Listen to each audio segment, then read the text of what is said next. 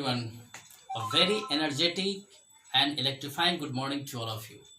मैं ए.के. प्रभात अपने नए नेक्स्ट वीडियो के साथ आपके सामने प्रस्तुत हूँ।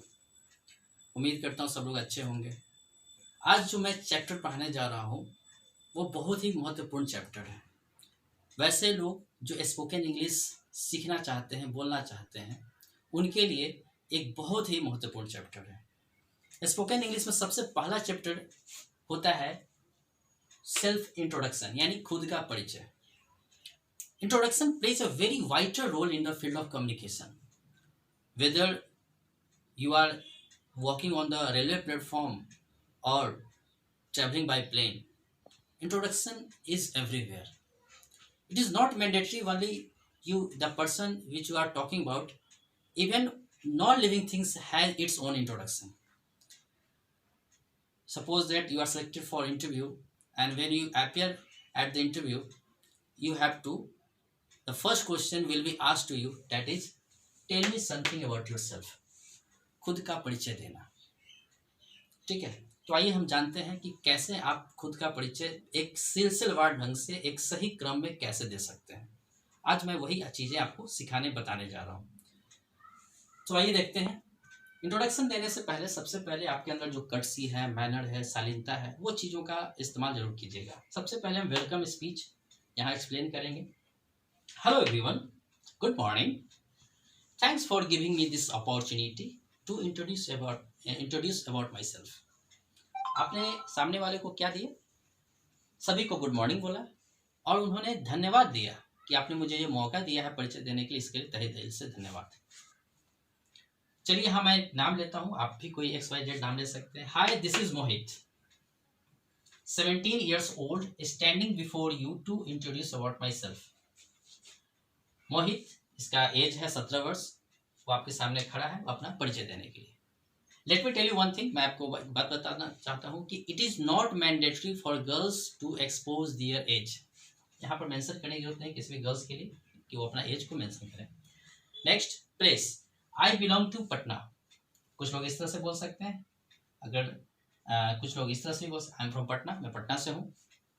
सपोज दैट आप रेसिडेंस बता रहे हैं कि आप पहले कोलकाता में जन्म लिए थे, अब पटना में रहते हैं। You can speak like this, I was born in Kolkata but now I live in Patna. आइए, सो इसके बाद हम देखते हैं एजुकेशनल क्वालिफिकेशन। याद रखिएगा कि एजुकेशनल बहुत कई बार स्टूडेंट्स जो है एजुकेशनल बोलते हैं, तो educational is the wrong pronunciation, है ना। The correct pronunciation is educational qualification, Hindi में शैक्षणिक योग्यता। आपने कहाँ तक पढ़ाई की है, ठीक है। कई बार तो मैं स्टूडेंट्स को क्लास में पूछता हूँ कि आपका क्वालिफिकेशन क्या है, तो सोचते हैं क्या पूछ दिया सर, क्वालिफिकेशन क्या होता है। तो स्टूडेंट्स को ये बात से अवगत होना चाहिए कि एजुकेशनल क्वालिफिकेशन अगर आपसे पूछा जाए तो आपके जरूर पढ़ाई लिखाई के विषय में पूछा जा रहा है। तो आइए देखते हैं कैसे उसको हम एक्सप्लेन करते हैं इंग्लिश में। As far as my educational qualification is concern. As far as का हिंदी होता है जहाँ तक। जहाँ तक मेरी शैक्षणिक योग्यता का सवाल है या प्रश्न है। I have completed +2 from Delhi public school. मैंने दिल्ली पब्लिक स्कूल से +2 किया है। और इसके आगे अगर मैं सेंटेंस जोड़ता हूँ, right now I am pursuing graduation from Patna university. फिलहाल मैं पटना यूनिवर्सिटी से ग्रेजुएशन कर रहा हूँ। मैंने ये वर्ड इस्तेमाल किया परस्यू, PURSUE। परस्यू का मतलब होता है पीछा करना। आप ये पार्ट 1 में है, पार्ट 2 में है, पार्ट 3 में, यानी आपकी ग्रेजुएशन कंप्लीट नहीं हुई है, इसलिए आप इसका सबसे बेहतर तरीके से इस्तेमाल कर सकते हैं, I am pursuing graduation from Patna university, ठीक है। सपोज दैट आप बीटेक कर रहे हैं और प्रोफेशनल कोर्स कर रहे हैं, तो उसको आप कुछ इस तरीके से बोल सकते हैं, I have done BTech in computer science from Gwalior university, right. आगे आते हैं, एडिशनल क्वालिफिकेशन। हो सकता है कि आपके पास एकेडमिक क्वालिफिकेशन भी हो, प्रोफेशनल क्वालिफिकेशन भी हो, तो उसको किस तरह से एक्सप्लेन करेंगे।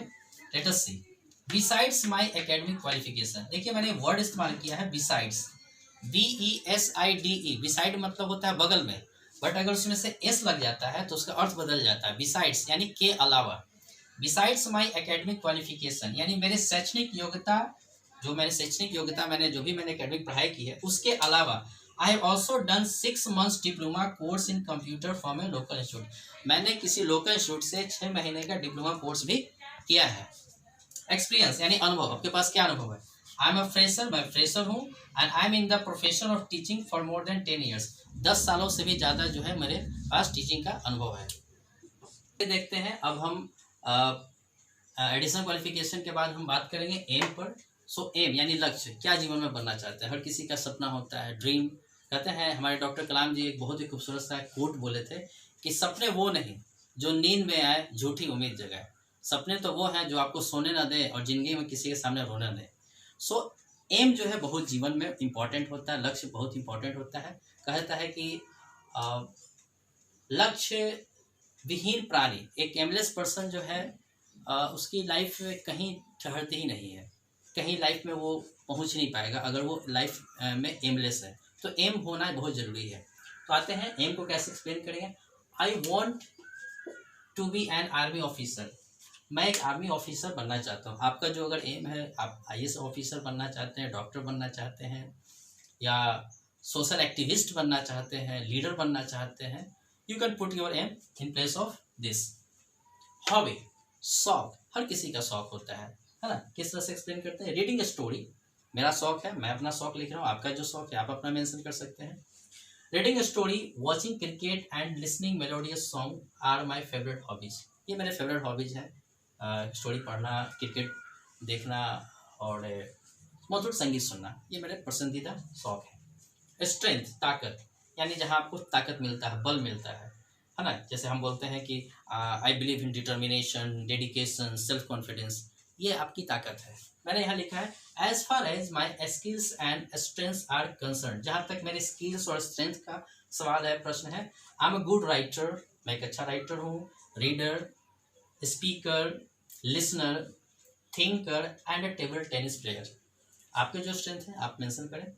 वीकनेस, यानी आप किस चीज़ में वीक अपने आप को मानते हैं। I am a very introvert person, introvert का मतलब होता है the person who is shy by nature, मतलब he feels not ease to communicate with anyone, मतलब वो कम बोलने में शर्मीला किस्म का इंसान है, उसको इंट्रोवर्ट बोलते हैं।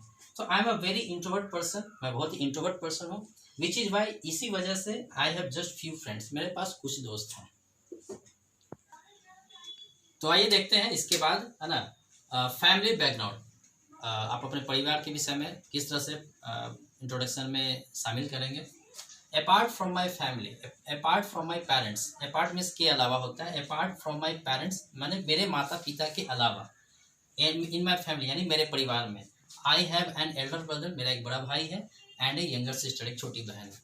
ध्यान रखिएगा कि अगर आप सिबलिंग्स यानी जो भाई बहन होते हैं, अगर वो प्रोफेशन में बहुत बेहतर है, मान लीजिए कि my elder brother is manager in HDFC bank, my younger sister is an air hostess, तो आप सिबलिंग्स को भी जो है उसको एक्सप्लेन कर सकते हैं, ताकि उससे इंट्रोडक्शन जो है थोड़ा सा आपका और ब्यूटीफाई होगा। ठीक है।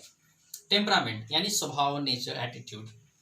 आई बिलीव इन हार्ड वर्क, माने मुझे हार्ड वर्क में बिलीव है, मैं होना भी चाहिए, because God has given us 2 hands and 1 mouth, it means God also wants us to work. ठीक है। So I believe in hard work, मैं हार्ड वर्क में बिलीव करता हूँ। I love to busy myself, अपने आप को व्यस्त रखना पसंद है।